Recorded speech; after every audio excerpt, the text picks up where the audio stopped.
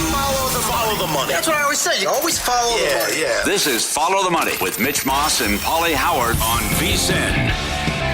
Well, and it is Follow the Money here on VSiN, the Sports Betting Network. This show is brought to you by DraftKings. Mitch and Paul from the Circa Resort and Casino. We do have a Game 5 tonight, Stanley Cup Final, as the Panthers are at home to the Edmonton Oilers, and Florida laying about $1.30, $1.35 in that range, total of 5.5. And the great Eddie Olczyk, kind enough to join the program now on the Progressive guest line. Eddie, thanks for the time today. How are you?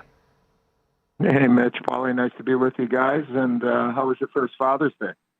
It was eventful. Here's the thing. I had Bryson DeChambeau to win the U.S. Open. So the little fella is in the room next door, and he's in and out of sleep. I had to silently scream for about 2 hours during that final round on Sunday. You know what I'm talking about? Yeah, I'm going full circle now. I got 2 grandkids, and I got 2 more coming before Christmas. So I'm going. All I'll tell you is it'll go fast. We'll talk in 15 years, and you'll say, Sebastian, what the hell has happened here? It's gone way too fast. Well, congratulations, and what a nice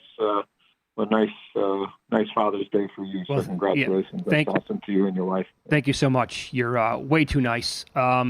So this has been a talking point, and I've had bettors reach out to me saying I needed to grab Barkov to win the Conn Smythe after what happened in Game 4. They think that Bobrovsky cost himself the Conn after that bad performance getting yanked. Do you agree with that? I don't. I think you could make a case for any player, Mitch, that they've gone stretches in these playoffs where, guys don't have good games or have off games. Well, however you want to phrase it, it really doesn't matter. I mean, McDavid was very slow early in the series, and obviously he's picked up a lot of momentum. I think Barkov, didn't have, offensively anyways, obviously the last couple of games, and, he had a couple earlier in the playoffs. For Bobrovsky, I mean, it seems like that he's had the one game where, the game's kind of blown up, right? You go back to round 1 against Tampa, it was Game 4. Game 1 against Boston, right, where they give up 4 or 5. I'm just off of memory. I'm thinking they lost 4 or 5-1. The Rangers series, overtime win, I think he gave up 4 or 5. And then, Game 4. I mean, it's going to happen. So if he throws up another, one spot or a shutout or, an unbelievable game and they win 3-2, I'd be hard pressed not to give it to him. But I understand where, people may be going the other way, but every player, every team, for the most part, you're going to have some tough nights. And, look, he didn't get a lot of help the other night. Let's make it perfectly clear. But he has had some tough games in each series. But I would say is that, this guy has given them every opportunity to win their first Stanley Cup in history. And so I think if he has a strong game tonight, to me, it would be a no-brainer. I think Bob should get it. Okay, great answer. Yep. You picked Florida in 5 before the series, and you've won a cup. Do you think this team just bounces back and they're total pros tonight and they close it out at home and you stick with your prediction before the series? Yeah. Well, I guess if you go back, and it's funny, I heard you guys talking about June 17th, 1994, and obviously that day will go down as the OJ day. But you did, you're talking about the Rockets and Knicks, and we had our Stanley Cup parade on that day. That's kind of started off the whole day in Manhattan, and if I could tell a quick little story, if I could. So I had my family at that particular time. It was just my wife and my 2 oldest boys, Eddie and Tommy. And that day, we drove down to the Garden and we got on buses, and then we headed over to the parade route. And halfway through, and it was like 1,000 degrees out. Actually, it was kind of the same temperature that's going on in New York right now. But halfway through the parade, we got our hockey sweaters on. Everybody's got shorts and flip flops, and halfway through the parade, my oldest son, Eddie, kind of tugging on my shorts. And I looked down at him and go, Eddie, what's going on? He goes, Dad, thanks for inviting all these people to my birthday party, because he turned 5 years old on that day, on June 17th of 1994. And I looked at him and I said, Eddie, it's going to be a big disappointment the rest of your life. You're not gonna have a party like this, okay, buddy? So I did what I could. We got 3 million people here, and the rest is history. So I will say this, and what made me think of that was back in New York in '94, we had a 3-1 lead, and we fell behind 3-0 in Game 5. And we came back, made it 3-3, and then we eventually lost. I think it was 5-3 or 6-3. We had to fly all the way back to Vancouver, and we played probably the worst game we played in probably 55 or 60 games that year. We were awful. Like, we got ran out of the building. And the saving grace was when I talked to you guys before the series started, I mentioned about the breaks in between the games. Okay. We caught a 2-day break coming back from Game 6 to Game 7, and we eventually, obviously, won the game 3-2. So I'm saying is I think we all felt like it was, it was over. Like, we were going to go back because we had played an unbelievable Game 4, and I know it's a little different here, obviously, where the shoe is on, the skates on the other foot, where they get absolutely embarrassed and annihilated. So as you guys have been talking, everybody else, has been a lot of comparisons, obviously, to what's going on with the Mavericks and the Celtics and coming back. I would expect Florida to bounce back in a big, big way tonight. So, but I just kind of think when both teams are playing the way that they can, I think Florida just is able to dictate a little bit more. And I think if you're Edmonton, I think you I expect a few pucks to go into the back of the net tonight. That's just my gut feeling. Look at 3 of these 4 games. Game 1, Edmonton had 4 breakaways in that game, and they couldn't score a lick in that game. And sometimes you got to tip your hockey helmet or your mask to Sergei Bobrovsky. But if you're Edmonton, I think you want to try to play one of those 5-4, 6-5 type of games, because it seems the more wide open it's been, I think it's been favorable for them. I don't think Florida wants to play that way, but I think both teams are going to get their chances tonight. That's a great story, and I forgot that's in the 30 for 30 documentary when it starts with your parade to start the day. I think Brian Leetch scored right off the bat in game. If I'm wrong, I think you guys scored right away in Game 7. But how big is the first goal? Unbelievable angle. He would have been. There's only one guy that could have stopped that, and that was you back in the day in your high school days. Oh, sure. I throw my stick at him. Yeah, absolutely. So, as a former player, though, how big is that first goal tonight, then? I mean, it is huge. But, I mean, the game is. The game is much different now. I mean, than it was, back. They talk about the Oiler days, the Islander days, or the 30 years ago when we won that cup in New York. So. I mean, you get the crowd in there, you get the home goal, the home crowd gets it, and then all of a sudden, it's bedlam, and everybody, all they can start thinking about is, what's going to happen in a couple of periods. But I wouldn't, if Edmonton scores first, I'm not going to sit there and go, well, Florida's not, they're not going to be able to come back. I just think that they had one of those games, and sometimes stuff happens come playoff hockey. Okay. Do you fight with these analytics guys? Well, I'm going to ask you. It's 3-2 Florida with 4 minutes left. When would you pull the goalie if you're Knobloch? Well, you got to get a feel for the game. All right, look at it. If you're down 2, I'm pulling them. If you're down 2 goals, I don't care if it's 3-1, 4-2, whatever. If you're down 2 and there's 4 minutes left to go, face off in the offensive zone, I'm pulling them. Okay. Now, it depends on how the game's going, right? If you're on a power play, obviously you're not pulling them. If you don't have the right guys on the ice, you're not going to pull them.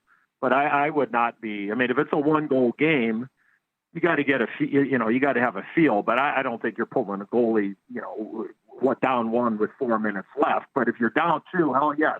You're all bets are off. Look at you could see a couple of pulls here tonight.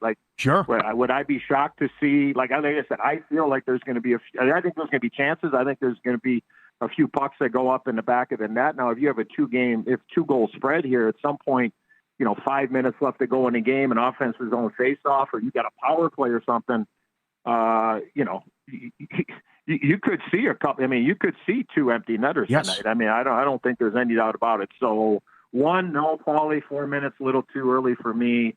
But if it's two, oh yeah, absolutely. If I got the right guys on the end. No, it's very important with in play and also the total because it's he's coming out with 4 or 5. He already did it with 5 minutes left in one of these games. The Binion's Bluff, 32-ounce prime rib, a pound of baked potato, and the chocolate layer cake. Could you whack it down in 20 minutes?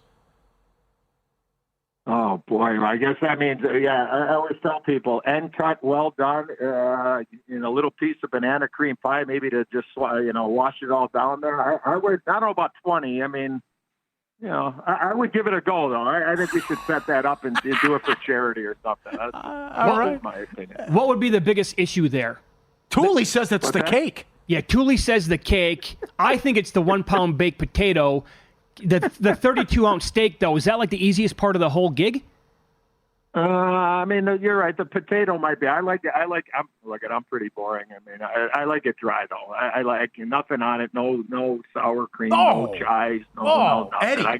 I got to go dry. Well, that's like Pauly with the hot dog. No relish, no ketchup, no mustard. Just give me the dry hot dog. I say plain Jane. Give me the thing plain Jane. You're a maniac for doing that. I would give it a go. We got to give it a go. I would definitely do that. Yeah. I would love to do that. All right, next Eddie. time you're in town. Red Rock, baby. T-Bone's on me, Eddie. You know where your bread's buttered. Thanks, Eddie. We appreciate it. Great stuff as always. By the way, there's some win-lose is up next. There's something else from Game 7 there. Rangers Canucks 30 years ago. I want to bring up if memory serves me correct, I think it was a huge deal.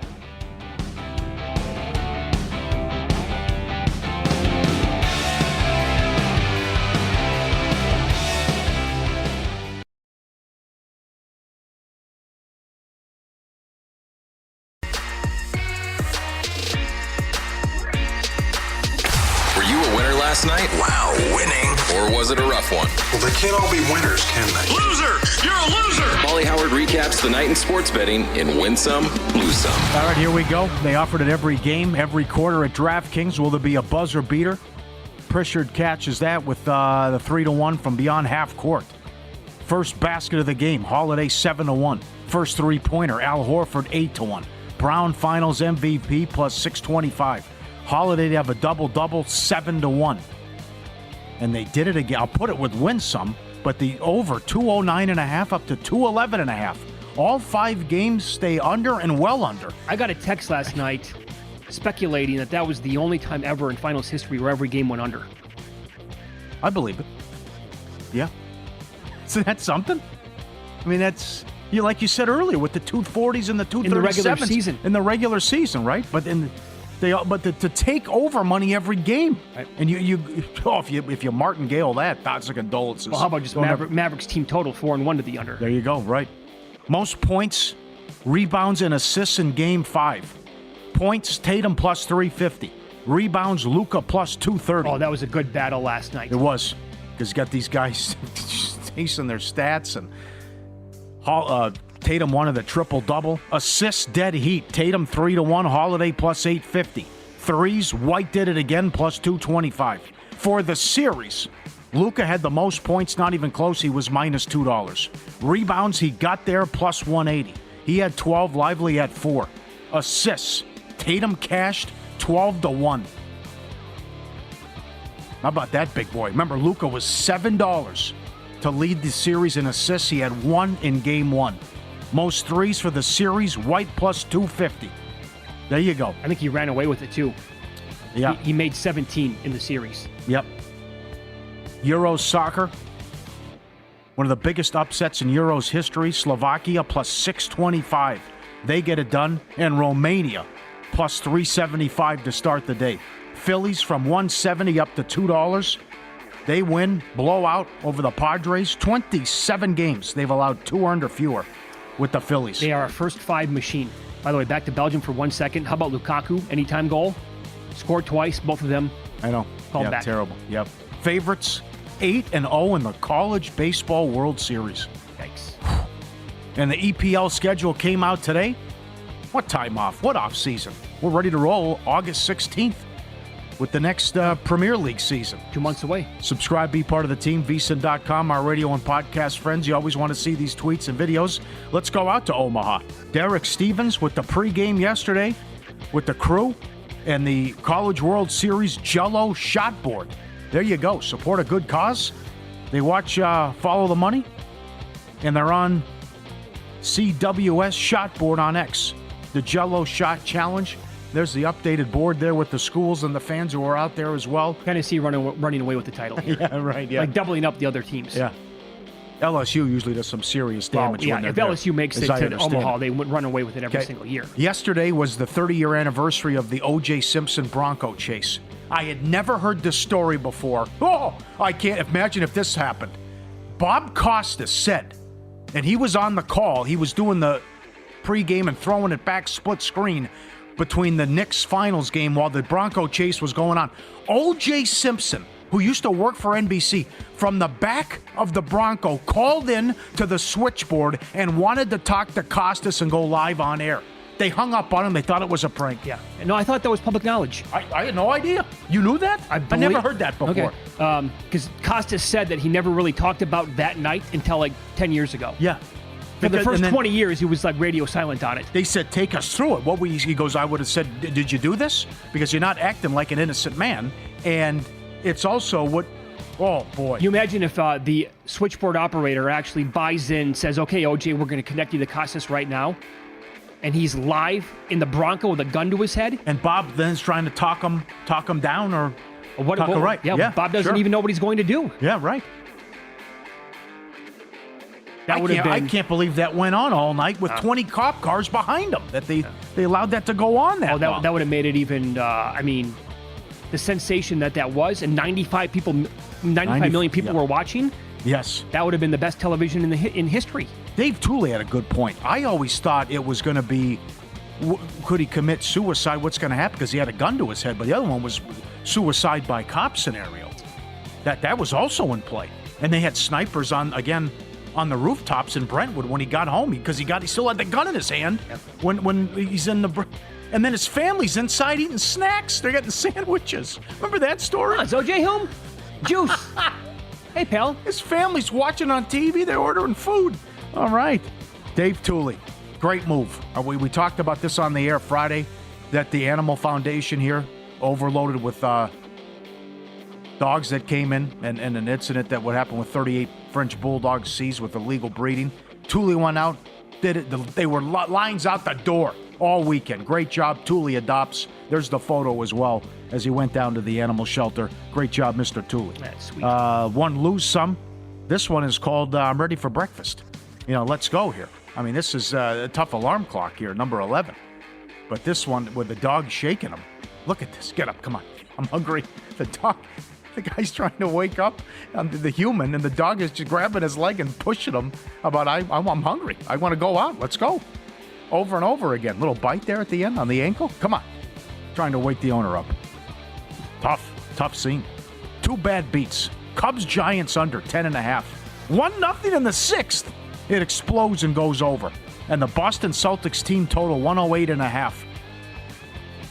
Only 39 second half points. Didn't score in the final 3 minutes and 30 seconds.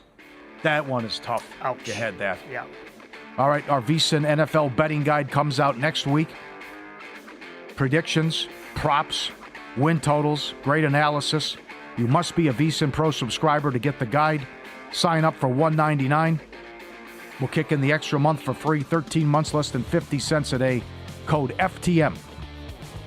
Get the guide and become a subscriber. VSiN.com/subscribe, code FTM. All right, good job, fellas. There you go. Here's what I was talking about. Do I have this right 30 years ago, yesterday?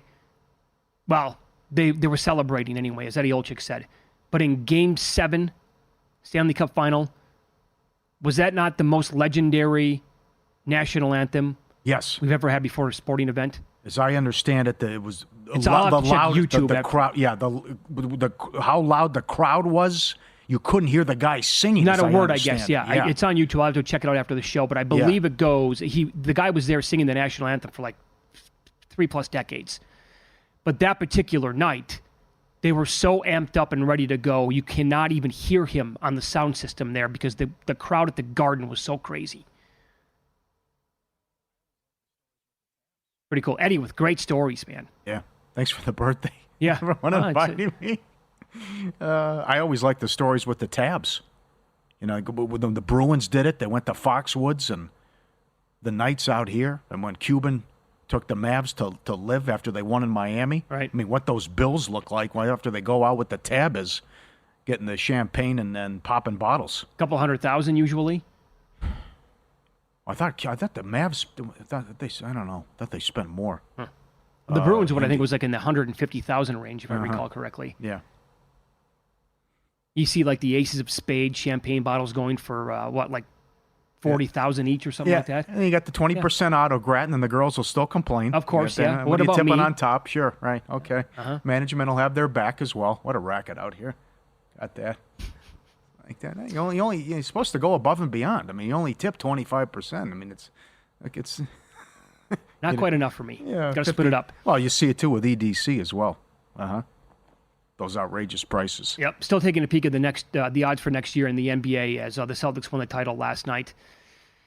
The Knicks would be the one team, like I said a little bit earlier. Maybe the Pacers, as you said, you brought them up. What is your level of faith in the Milwaukee Bucks? Well, I did see Lillard came out. Doc Rivers did an interview that Lillard said he showed up, he was out of shape because he was so worried about working out and getting hurt because he was going to get traded. The last thing he wanted was to get hurt in the offseason, so he came in out of shape. But then between the freak injury and they just couldn't figure it out, it was just a weird season. I mean, firing Bud, they hated the new guy, but they knew him. It didn't make any sense. And then they still have a good record. They whack him, and then they couldn't figure it out with Doc. But who knows if they were healthy? I mean, they said all along we were built for the playoffs, but then once Freak got hurt and Lillard got hurt, that was all she wrote. But I wanted to see what a healthy Indiana was. Certainly they gave the Celtics problems. They flat out blew game one, and then Halliburton got hurt, and they should have won some other games. Of course. They could have won 3 of those 4 games, and they were swept. That was actually a really good series. I'm concerned about the Bucks core guys, like a Brook Lopez, Chris Middleton. I love them. They've been really, really good. They're also not getting any younger at all. So, like, what do you do when they're making a lot of money? I don't know if they can make a deep run with the guys they currently have on the roster. So that would be one. They're the second team on the odds board in the East. Can't get there. Yeah, I'd much rather have the Knicks. Yeah, me too. Yeah. We will preview the Miami Dolphins up next. Tyreek Hill is one of the best receivers in the entire sport, but I have a question about his production in 2024. That's next year on VSiN.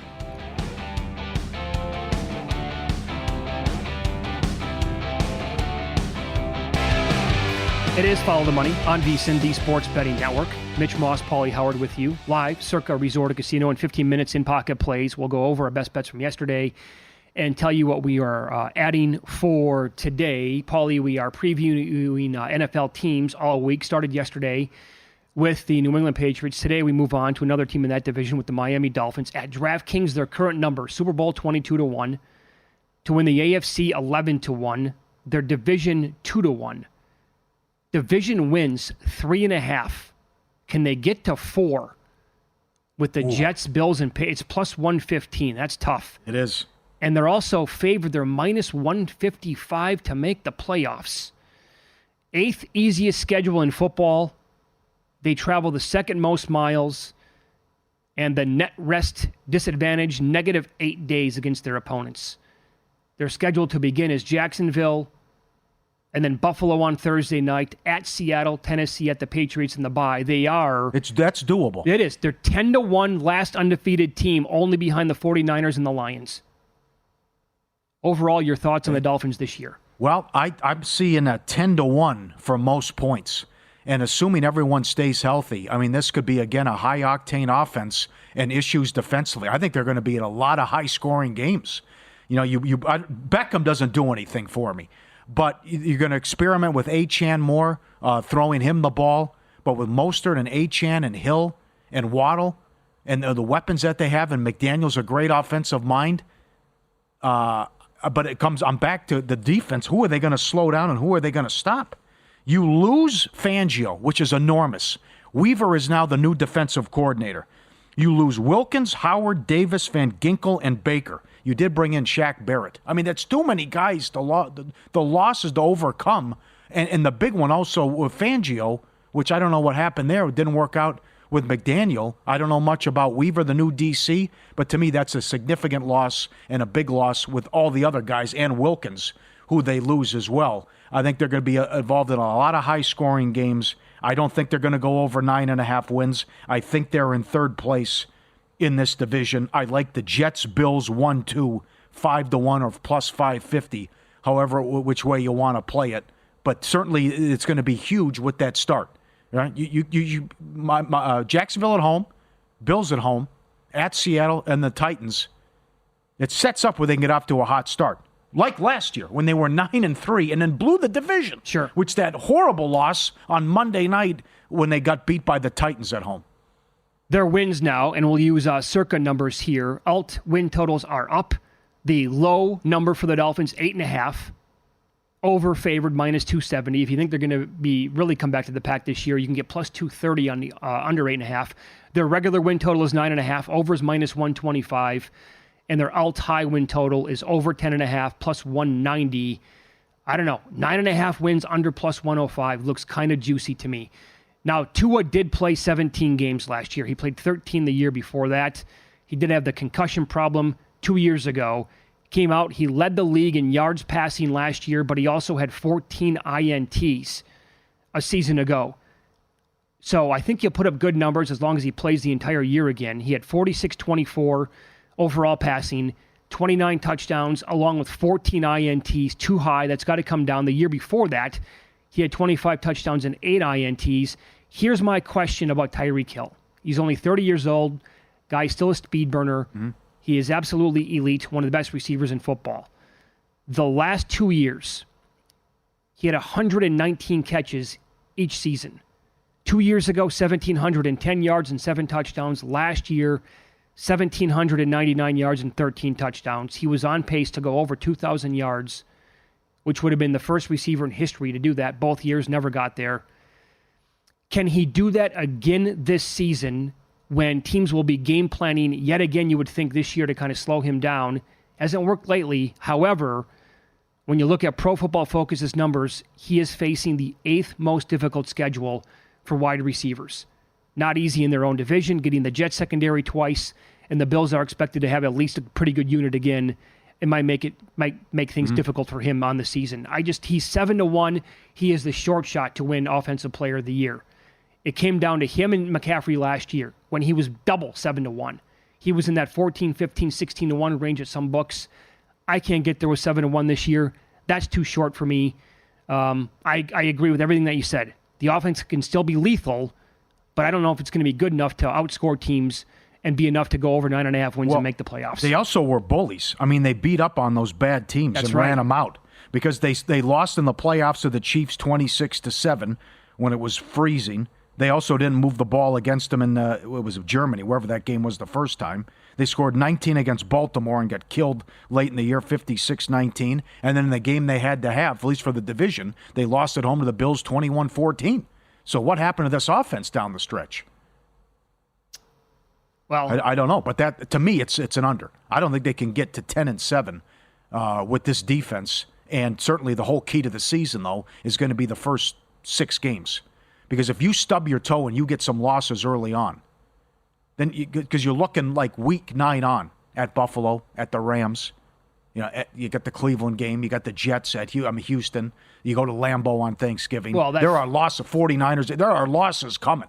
So if you got off to a slow start, because you saw what happened when they they got up to the 9-3 lead and couldn't even hang on the division. They were huge favorites. It's going to be they're going to miss the playoffs. Couple of things here. I always like to look at the teams playing in Miami early on to begin the season. Mm-hmm. Weather's going to be a factor. Oh, it's a huge home field advantage, sure. Right? So they get another Florida team in week 1. So Jacksonville, in theory, should not bother them. They get Buffalo in week 2. The Bills Mafia, they always take over that stadium. They travel really, really well. Will not be any sort of home field advantage there for Miami. And then Tennessee in week 4. Again, doable early on. But I'll go week 13 on.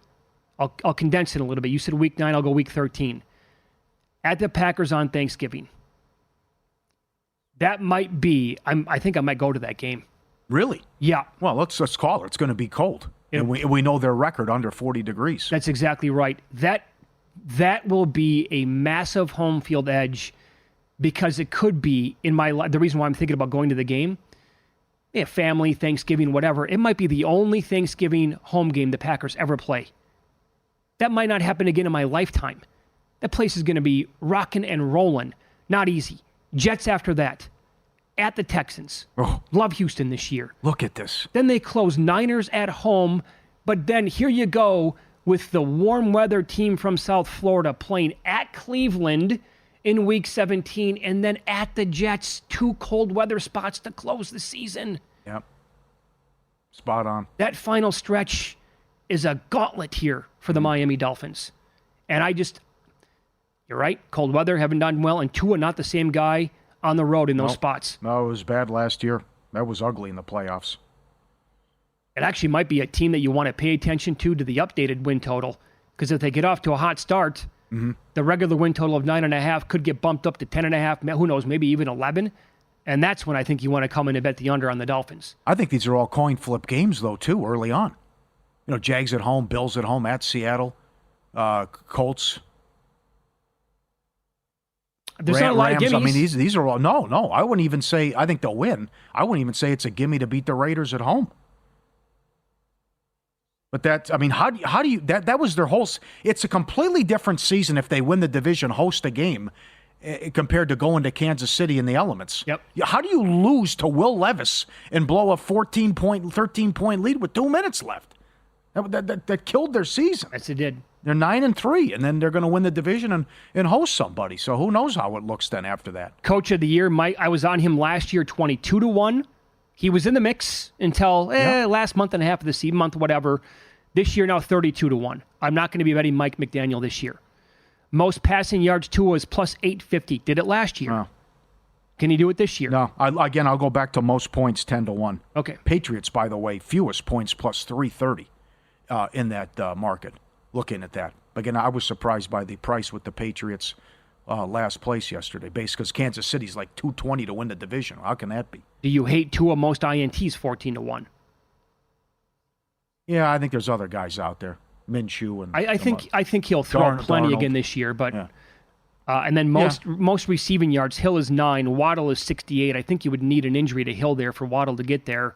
But Waddle's capable of having a really good year. And then most rushing yards, you definitely need an injury because they like to split it up here.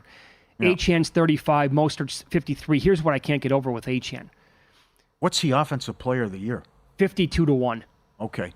103 carries for 800 yards last year, 8 touchdowns. Top in the NFL. And as you said early on here in this segment, the game plan is here to get him more time. You have to. Yes, you do. He's a killer. Yep. Well, I mean, their offense, the way that they have drafted and put this team together, they're fun to watch. They have blazing speed, but I'm with you on all those losses. Big names, good players losing, and they lost anyway across the board. And then Fangio was awesome. I know. Big third place? I think so. I think third place. I think under 9.5 wins. I think no playoffs. Yeah, strong. We'll recap our plays from yesterday and tell you what we're betting next in Pocket Plays on Follow the Money. It's VSiN, the Sports Betting Network.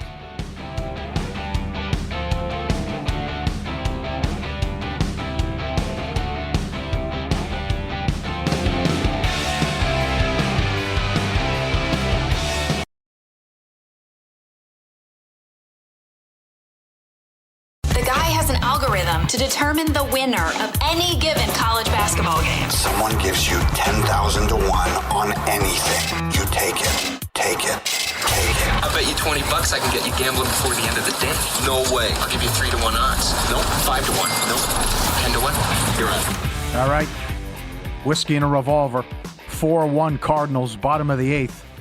1 on, 2 outs. They take out Gray, and the bullpen blows it. They win the game, but they don't cover the run line. Tough one. They were also up by multiple runs in extra innings. Yes, that happened too. 7-5. So no good there. Celtics to win the title. I think I bet that during the Cleveland series, minus 130. Winner. The double to win game 1 in the finals is a hedge with the Mavs tickets.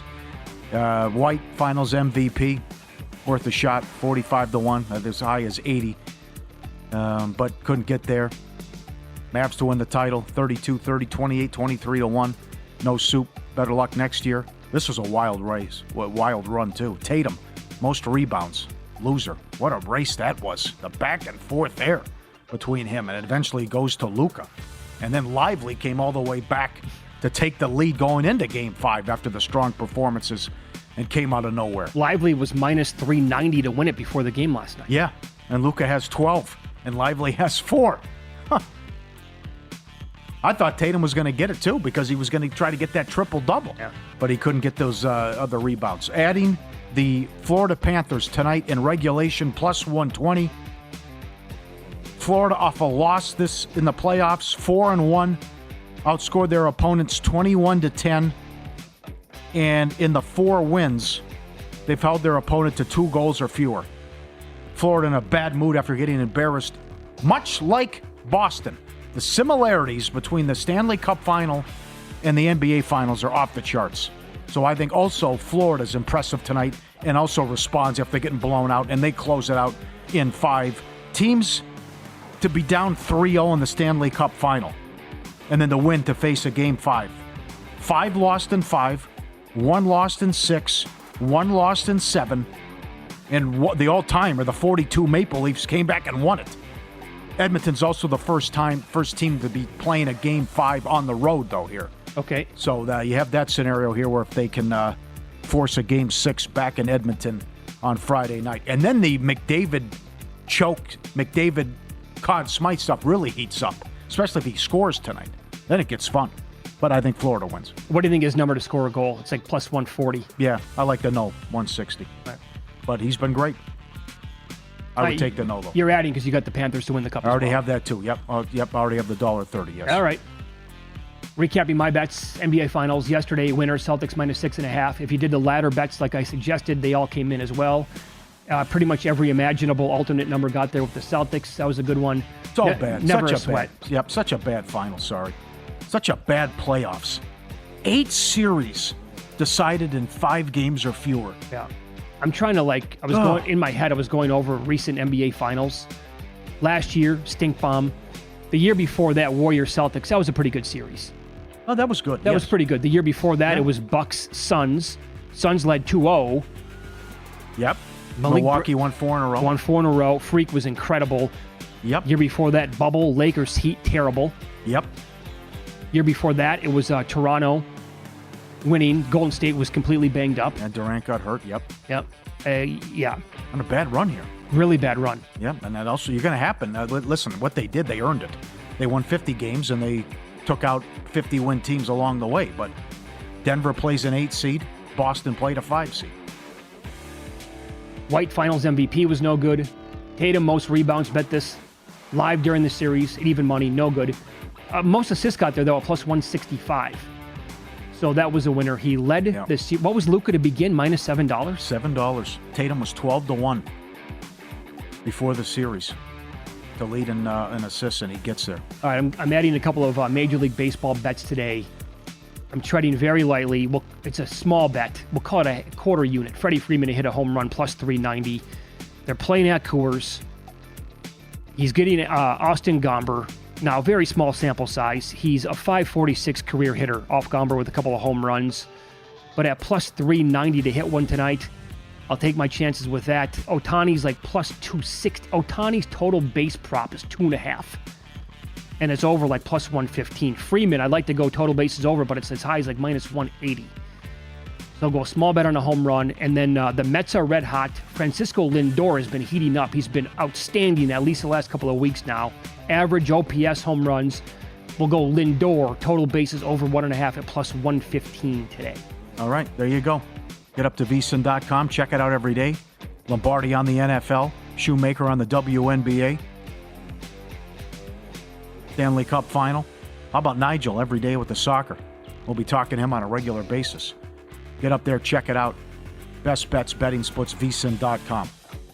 Well, his favorite bet, by the way, Portugal today, -1. That has moved. When he was on the air with us almost 2 hours ago, he basically even money. I'm seeing like as high as -130 now. We're going to do something fun tomorrow on the show. And we need to hear from you on this because it's an interesting question, but it's a tough question. and it's something you never think of. But it was put out there by a guy who covers media and TV. Okay. What are the worst TV shows you've ever watched every single episode of?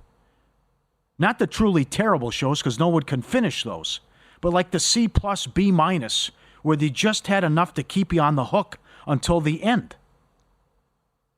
It's hard, because you think of yeah, he's right. If it's bad, you're not going to watch it. But the only one I could think of is Nip Tuck.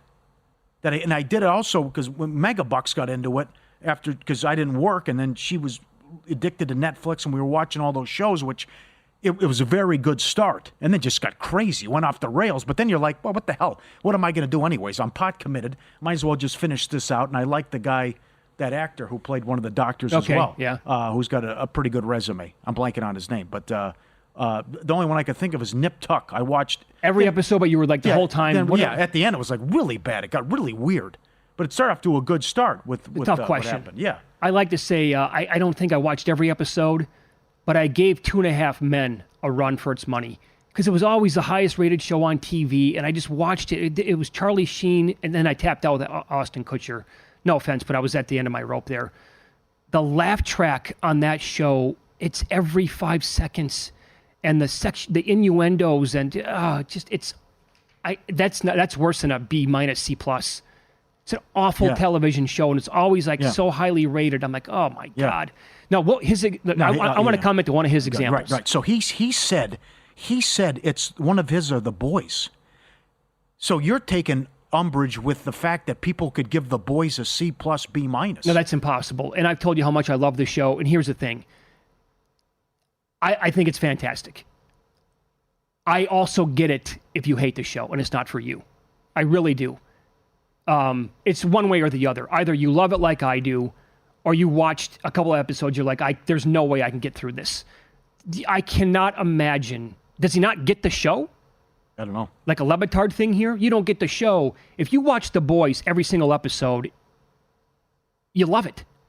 Because you're going to be, again, like halfway through season 1, and you're going to tap out. There's no way you're going to be like, okay, I've still got to give it another shot. Impossible, in my opinion. Did you watch every episode of Deadwood?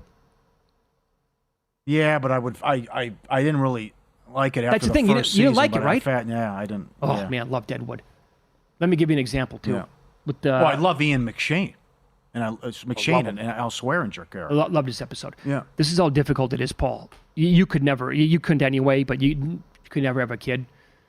Now that we're 2 weeks into this whole adoption process, The Boys released 3 episodes to this season last Thursday, and then they're going to do one every single week after this. Today is going to be my 3rd session trying to finish episode number 1. Oh, really? I'm like 45 minutes into episode 1. I've done it through 2 sessions. It's just like... Yeah. Another thing, I'm getting used to this now as a new parent.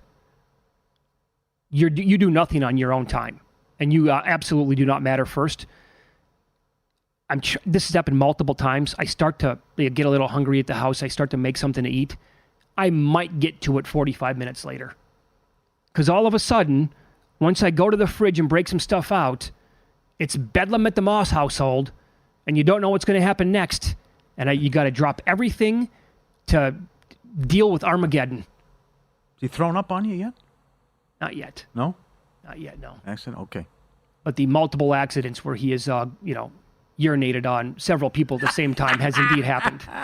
So I was impressed. I couldn't be mad at him, as you said last week. Yeah, FTM@vsin.com. Tweet at us as well. It's a great question. Yeah. And I'll tell you now, because June 27th, they just drop everything with the Bear. Every episode, and if you're not going to have time, but I'm telling you, you got to get in to season 2, House of the Dragon. This is going to be a great season. I can see it coming. There's going to be an epic war. It's a Targaryens. It's dragons. Mm-hmm. It's going to be bloody as hell. That's it for us today. Good luck with your bets tonight. VSiN has shows all day long, including a numbers game with Gil Alexander. That's next. You can listen at vsin.com. We'll see you.